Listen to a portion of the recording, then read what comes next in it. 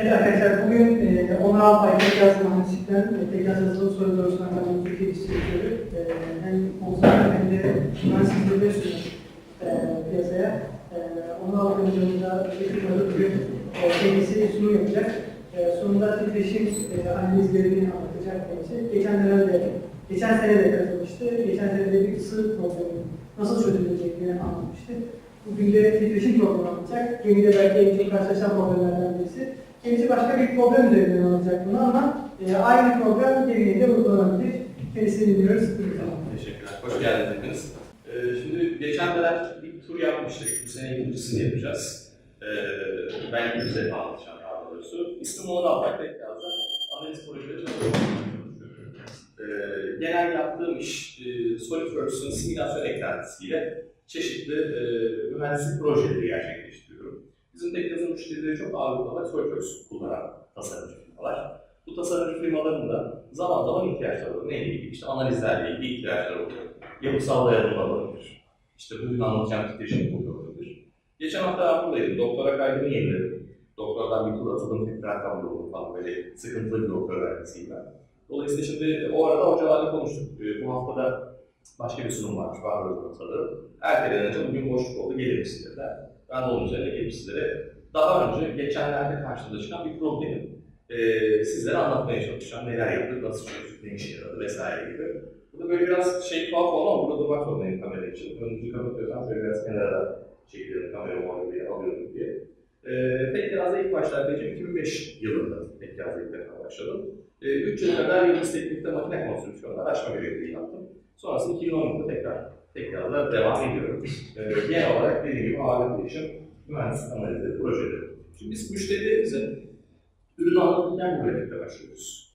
Diyoruz ki bir simülasyon denilen sonlu elemanlar hesapları analizleri sizin ne işinize yarayacak? Neden bu yazılımı bizce almanız lazım? Onu anlatırken böyle başlıyoruz. Bu grafik bize şunu gösteriyor. 2015 senesinde Amerika'da yapılan bir araştırma. Şunu ortaya koymaya çalışmışlar. Amerika'daki tasarım yapan firmaların, önümüzü bakıyorsan kusura bakmayın, yüzde kaçı ne zaman tasarımlarıyla ilgili değişiklikler yapmaya ihtiyaç duyuyorlar? Bununla ilgili bir grafik örneği var. Baktığımız zaman şöyle iki tane tepe noktası var. Mavi kesim çizgileri gösteriyor. Bir tanesi diyor ki, biz ürünü bitirip imalat aşamasına geldiğimizde revizyon ihtiyacı duyuyoruz, değişiklikler yapmamız gerektiğini fark ediyoruz. Ya da ikinci tepe noktası da bir prototip üretirsek, prototipten aldığımız sıkıntılar, problemler bizim başımıza başka çoraplar örüyor. Dolayısıyla onunla ilgili tasarımda değişiklikler, revizyonlara ihtiyaç duyuyoruz. Ama tabii takdir edersiniz ki, eğer bu revizyonları daha tasarım aşamasındayken, işte AutoCAD'de, Rhino'da hani sizin kullandığınız yazılımlar üzerinde bunları yapsalar ya da SolidWorks aşamasında yapsalardı, bu işin onlara maliyeti, ayrılmaları gereken değişiklik için zaman çok daha az olacaktı. Artık iş imalata geldiğinde bazen kalıplar yapılmış oluyor. Saçlar işte sipariş edilmiş oluyor. İlgili saç kalınlığında kısıtlı kalıyorsunuz. Dolayısıyla kısıtlarınız da bir daha sizin çevrelerine başlıyor. Dolayısıyla biz ne diyoruz? Simülasyon programları ne işe yarar? Keşke şöyle bir dünya olsa. Yani bütün tasarımla ilgili revizyonlarımızı, değişikliklerimizi biz tasarım aşamasında yapabilsek ve bunlar imalata geldiğinde ya da bir prototip ürettiğimizde böyle bir şey yapmaya ihtiyaç kalmasa. Temelde benim yaptığım iş firmaları mümkün olduğu kadar bu grafiğe yaklaştırmaya çalışıyorum ben. Simülasyon yazılımlarını kullanarak problemleri bilgisayar ortamında daha tasarım aşamasındayken öngörmelerini sağlayarak. Size sormak istediğim bu noktada şöyle bir soru var. Aranızdan kaçı sonlu elemanlar, sonlu hacimler, işte çok meşhur programlar vardır, Ansys'ler, Abacus'ler, Rastan'lar, SolidWorks simülasyon vesaire herhangi bir tanesiyle hiç analiz yapmışlarınız var. Mesela gemi inşaada CFD falan çok meşhurdur, akışkan mekanizması transferi. Bir arkadaşımız var yanında, 2 kişi var. Dolayısıyla, sen de hoca var tabii doğal olarak. Dolayısıyla bir açıdan da benim için daha güzel, bugün çok da fazla aslında bilmediğimiz bir konuyla ilgili bir şey anlatmak yakalamış olacağım. Şimdi Einstein'a sormuşlar, demişler ki, dünyanın en akıllı adamı olmak nasıl bir duygu? O da cevap vermiş, demiş ki bilmiyorum demiş, bu konuyu demiş gidip Nikola Tesla'ya sormanız lazım demiş. Böyle kendine şahsına münasip bir insan. Nikola Tesla'ya Einstein zamanında dünyanın en akıllı adamı budur diye atfetmiş. Bu dünyanın en akıllı adamının Einstein'a göre bir cümlesi var, diyor ki, çok enteresan, çok güzel cümleleri de var. Eğer diyor, kainatın gizemlerini öğrenmek isterseniz, Bu durumda enerji, frekans ve titreşim mantığıyla düşünmeniz lazım. Enerji, frekans ve titreşim.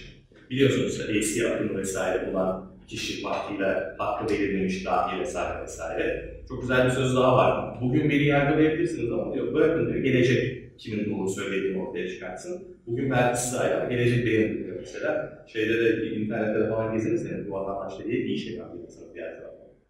Dolayısıyla şimdi biz geleceğiz buradaki titreşimle, frekansla ilgili bir konuya bakacağız. Tesla, yanlış söylemiyorsam 1948 yılında vefat ediyor.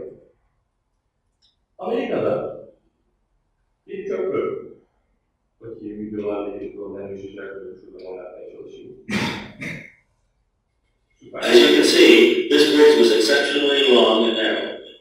1938 yılında Amerika'da imalatına başlanan bir köprü. Belki duymuşsunuzdur, meşhur Tacoma Köprüsü. 38'de vatandaşlar bu imalata başlıyorlar. 40'ta köprünün imalatı bitiyor. İşte 1 July 1940'da ilk açılışını gerçekleştiriyorlar. Açılıştan çok kısa aylar sonra köprüde bir sıkıntı meydana geliyor. Biraz hızlandırarak anlatacağım. 4 dakikalık bir video. Baktığınız zaman 2800 feet uzunluğu olan bir köprü ama oldukça dar ve kalınlığı düşük. Sadece 2 şeritli yapmışlar. Sağda solda yaya yürüme yolları var. Şimdi o fotoğrafını da bir taraftan size izledim. During construction, we see the steel girders, 8 feet tall, which were supposed to stiffen the bridge against bending. Bir taraftan kendine However, ecele some edilmesi. accidental vibration was observed during the entire İmalatla use ilgili of the köprü bridge. videolar, fotoğraflar. Köprünün geliştiğini görebiliyorsunuz. Bir adam boyu mesafeden biraz Here's what we fazla. had. Açılış günü seremonisi. İşte tek şerit, tek gidiş, bir de yanında yaya yolu var. Ama 2800 feet uzunluğu olan oldukça Tacoma Narrows ismindeki 2 tane tepeyi yamacı birbirine bağlayan köprü.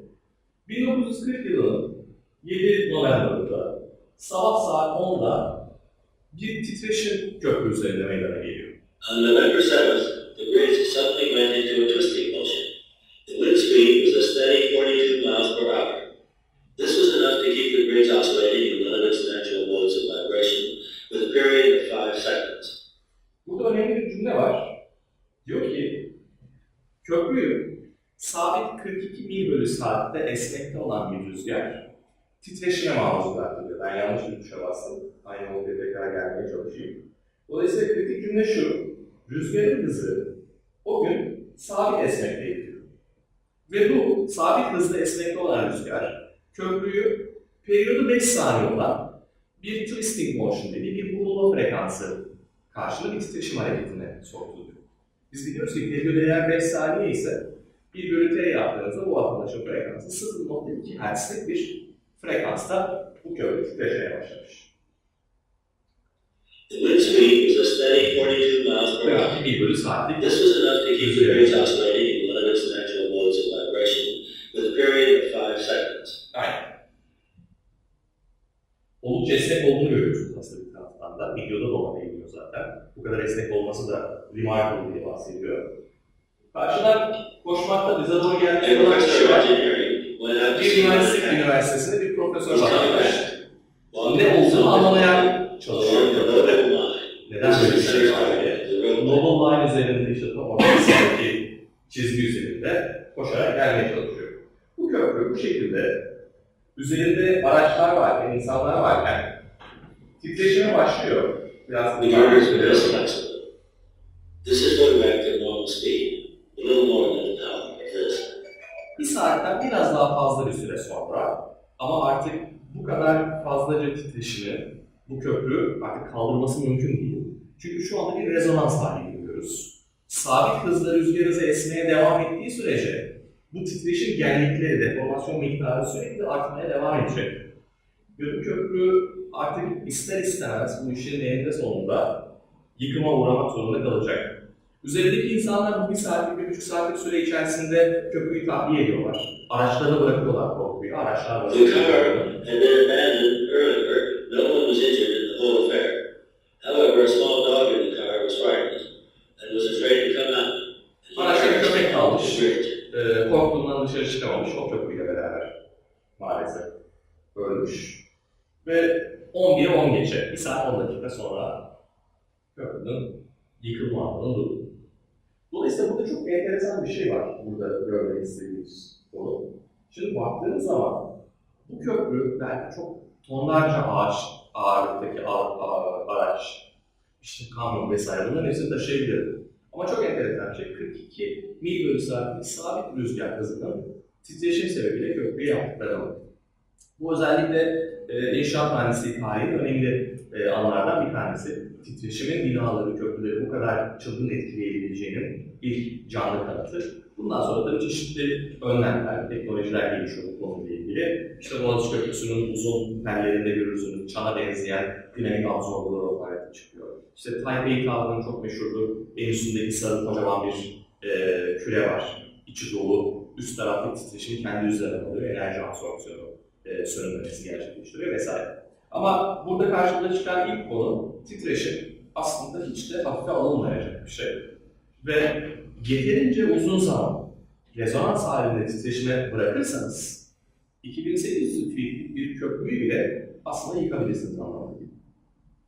Peki o zaman titreşim bu kadar önemliyse bununla ilgili biraz daha sorgulamaya devam edelim. Mesela başka merak ettiğim sorulardan bir tanesi şu. Peki bu köprünün ya da başka bir süreli yapının kaç tane doğal frekansı vardır? Bu rezonans haline girmesinin sebebi biliyorsunuz doğal frekanslar. Bu doğal frekansların acaba adedi nedir? Bununla da ilgili bir ikinci video açalım. Bunun sesi bazen çok patlayacak. Ben arada müdahale edeceğim. Bir siyah görürsünüz, çok meşhur videolardan bir tanesi de internette. Bir siyah saç levha, sabit et kalınlıklı. Üstüne kum serpecekler, beyaz renkli kumları. Alttan da farklı frekanslarda titreşim üreten bir cihaz. Sesle bu vatandaşı titreştirecek. Ve bakalım acaba bu çok sade, basit bir levhanın kaç tane doğal frekans varmış? Yanlış. Son bir kez oluyor. Şimdi kumların gelişi dizilme anı rezonansta olmadığı. Kumlar eğer belli bir şekli oluşturuyorlarsa, yavaş yavaş oluşuyor. O zaman tam rezonans anındaki titreşim karşımıza geliyor. Bakınız bu levhada ilk frekans, ilk doğal frekans.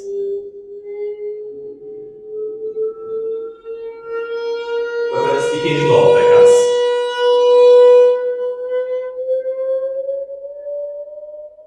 Geçiş anındayız şu anda. Ve üçüncü doğal frekans. Dikkat ederseniz her defasında titreşim gerçekleştiren alanlar daha küçülüyor ve daha karmaşık şekiller meydana gelmeye başlıyor.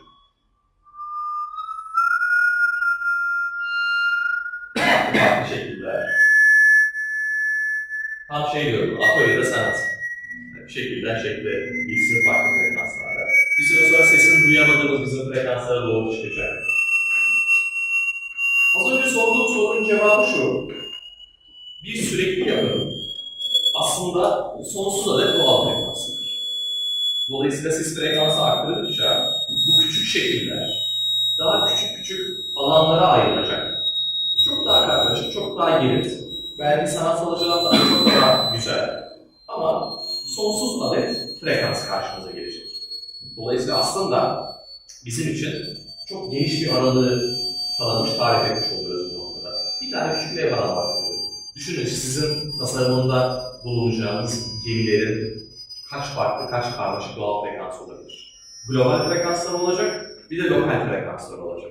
Bir postanın tek başına titreşimi vesaire gibi. Dolayısıyla bu videomda bu kadar.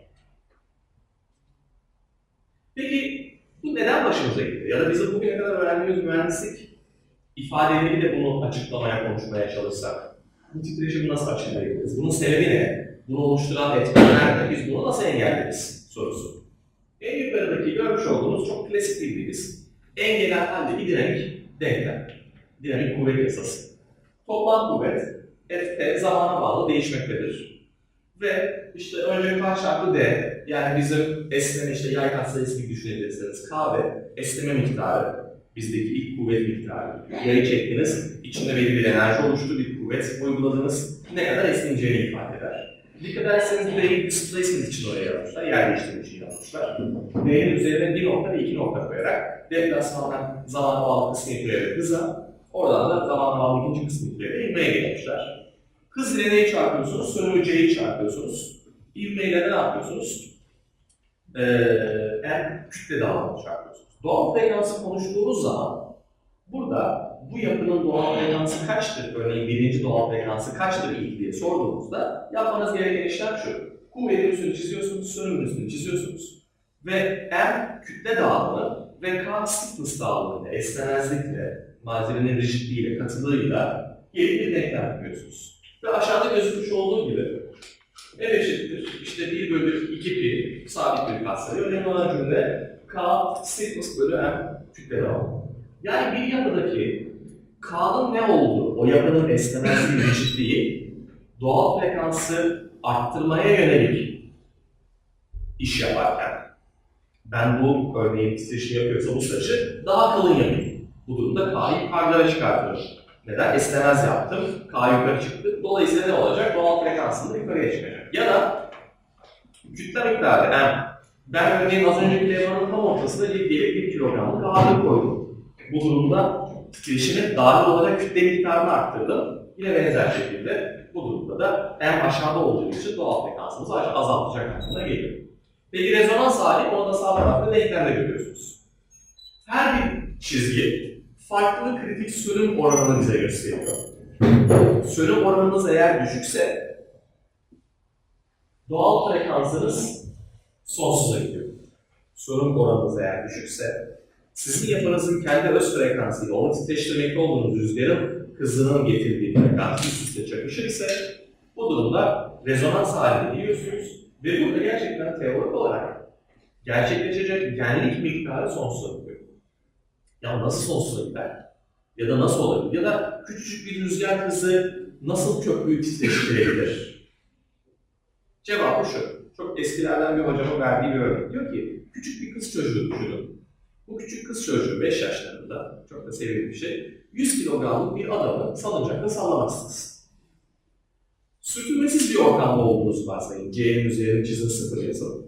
Ve bu küçük kız çocuğu, örneğin 1 Newton'luk kuvvet uygulayabilir. Adama 1 Newton'luk kuvvet uygulasın. Eğer bu küçük kız çocuğu zamanlamasını doğru ayarlarsa, her seferinde adam üst ölü noktaya geldiğinde itme gerçekleştirirse, bu durumda vermekte olduğu enerji miktarını sönümde olmadığından sürekli olarak arttıracaktır. Ve aslında yeterli zaman geçtikten sonra bu adamın istediği kadar yüksek mesafelere kadar sallayabilir anlamına geliyor buradaki grafik. Bu güzel bir güzel anlatıyor ifadeyi. Dolayısıyla anlıyorum ki rezonans durumu tehlikeli. Doğal frekansla benim titreşim frekansım üst üste gelirse rezonans oluyor ama bu da hemen olmuyor. Hatırlayın, Kapama Köprüsü 1 saat 10 dakika titreştikten sonra yıkıldı. Dolayısıyla bir süreye ihtiyaç var. O süreyi de aslında biraz da sönüm verebiliyor diğer taraftan üstüne aldığı enerji miktarı verebiliyor. Şimdi gelelim bizim geçenlerde yaşadığımız bir şeye. İzmir dönüşündeyim. İşim erken bitti. 4-5 gibi havaalanındayım. 8 gibi uçağım var. Uçağın saatini bekliyorum. Bir önceki uçak yok. Uçağı almamışlar beni. O arada yemek yiyorum. Kafede bir şeyler içiyorum. Orada bilgisayarda bir şeyler bakıyorum. İnternette izliyorum falan. Bir müşterim aradı Kayseri'den. Dedi ki ya hocam böyle bir problemimiz var. İzmir'e çok meşhur bir firmaya yün üzerine, cam yünü üzerine çalışmak üzere bir makine yaptık. Bu makinede bizim bir problemimiz var. Belli devire çıktıktan sonra midde kırılmaya çalışıyor. Bunun neden olduğunu anlamaya çalışıyoruz. Bu noktada acaba bir SolidWorks'e simülasyon yapsak falan siz ne düşünürsünüz? Sizden daha önce eğitim almıştım. Acaba böyle bir şey ne düşünürsünüz diye fikir almışlar. Ben dedim ki ya ben uçak bekliyorum şu anda. 2 saat yakın boş vaktim var. İstersen bakalım. Anladığım kadarıyla rezonans sebebiyle, buraya kadar anladığımız çerçevede bir rezonans sebebiyle bir kırılma gerçekleşmiş olabilir. Eğer belli kritik devirde sizin doğal frekansınız çakıştıysa, bu sebepten mil kırılması yaşamışsınızdır. Durum olur. Yani sizin gemi makinelerinde millerle ilgili derslerde gördüğünüz gibi. Dolayısıyla vatandaş bana sağ olsun kendi tasarımını SolidWorks'taki çizimleri gönderdi. Burada o tasarımı görüyorsunuz. 2 tane tamburu olan 2 tane miller karşılıklı kayış kasnak mekanizmalarıyla motorlara bağlanmış bir makine. Cam yünü işlemeyle ilgili bir iş yapıyorlar. Tam detayına bilmiyorum. Dolayısıyla burada tamburlar dönüyorlar karşılıklı. Ve burada cam yönünü artık daha açıyorlar mı, kapatıyorlar mı? bunun üzerinde bir işlemi gerçekleştiriyoruz. Baktığınız zaman 2 tane mil var. Bu millerde hani biz K ve M konuştuk ya, esnemezlik, milin kendi çapı. Bir de bir M var, dikkat edin, bir kütle var. Ön tarafta koca bir tamburları var bu ağaçların, çelik malzemeden yaptıkları. Bu da kütle olarak davranıyor. Dolayısıyla dedim ki, ben burada şunu yapabilirim. 2 tane bulmandan bu yataklanmış, bulmanda da görüyorsunuz çizimde. Bu 2 bulman yatağından ben böyle solid work simülasyonda yataklarım. Malzemesini veririm, öz kütlesini de doğal olarak veririm. Hesabı yaparım. Eğer vatandaşın dediği devirlerde problem yaşıyorsam, o zaman rezonans olma ihtimali var diye önüm alıp bu problemi çözmeye çalışırım. Boş duruyorum nasıl olsa 2 saatimiz olacak. Ve arkasında milim ve tamburun tasarımını tek başına önüme aldım. Ve burada görmüş olduğunuz 2 noktada rulman yataklarını ekledim. O arada müşterim bana şeyi de gönderdi, kırılan milim fotoğrafını da gösterdi. Bilmiyorum gözüküyor mu arka taraftan ortada bakınız bir gevrek kırılmayla aslında olduğunu biz bundan. Mesela bu yoğunluğunda kırılması pek değil. Çok gevrek olarak çarpmış. 45 derecelik açılarla bunun kırıldığını görüyoruz. Malum 45 derecelik açı en yüksek kayma gerilmesi yönü. Eski bilgilerden bizim bildiğimiz baktığımızda. Ve etrafta cam elyaflar falan yünler bulunmakta. Bu onların yaptığı teslimiydi. Türk taraftan bana testi getirdiler. Ses duymanız için bunu gösteriyorum. Makinede farklı devirlerde makineyi çalıştırıyorlar. Bir taraftan da devri ölçüyorlar. Burada gözüküyor projeksiyonda. 9600 devir dakika. Burada makinede çalıştırırken çıktıkları en yüksek devir. Gözüküyor 10.029. Bakın sol taraf 9900. Çalıştırdıkları devirler bu. Biraz ileri alabiliriz bu bakımı. Gerçekten ama. Dolayısıyla ben de ne yaptım? Yani mantık buysa 9609, 10.000 civarındaki devirleri en fazla gördüyse bu vatandaşlar, kendi söyledikleri de veriler şeklinde 8.060 bir frekans analizi yaptım. Son elemanlar dediğimiz elemanlar bakınız bu soldaki hücreler. SolidWorks simülasyonda ya da farklı programlarda, ANSYS'te vesaire siz hangisini kullanırsanız ben çoğunu öğrenmenizi tavsiye ederim. Hepsinin farklı bir faydası oluyor bana. Dolayısıyla buradaki hücreleri ayırıyorsunuz geometriyi. Diyorsunuz ki şu noktadan ve şu noktada 2 tane bulman vardı. Buralardan burası bulmanla bağlantı diyorsunuz. Öz kütleyi de verdiğinizde SolidWorks simülasyonu sizin için bu analizi gerçekleştiriyor. Bu analizin sonunda SolidWorks simülasyonu dedi ki sol üstte yazıyor. Ben büyük gözüksün diye yazdım. 137 Hz benim ilkokul numaram tesadüfen. 8220 RPM devir dakikaya denk gelmekte 60 yaş takıyorsunuz için. Ve diyor ki SolidWorks simülasyon 2 bulmalı olarak bir tasarımı bu şekilde bu kütlelerle bu mil çapında bu ağırlıklarla yaptığında bu vatandaşın doğal frekansı 8220 devir dakika. Çok tehlikeli. Neden? Çünkü az önceki videoyu gördünüz, vatandaşlar bunu 9.000, 10.000 civarında çalıştırıyorlar. Bunun, peki şimdi bu görüntü çok bir şey ifade etmeyebilir. Aynı Takoma Köprüsü gibi bakalım buraya. Bir videoyla SolidWorks simülasyonunda bunun animasyonunu görelim. Ve animasyonda nasıl davrandığını bakınız yukarı aşağıya bu şekilde bir titreşim hareketi gerçekleştirmiş. Bu video normalde sürekli olması gerekiyor ama ben oynadım kendisi. Dolayısıyla iki şey görüyorum. Bir, evet ben rezonans bölgesinde işler yapıyorum. Çok tehlikeli. İki, o bölgede titreşimler bu şekilde gerçekleşiyorlarmış.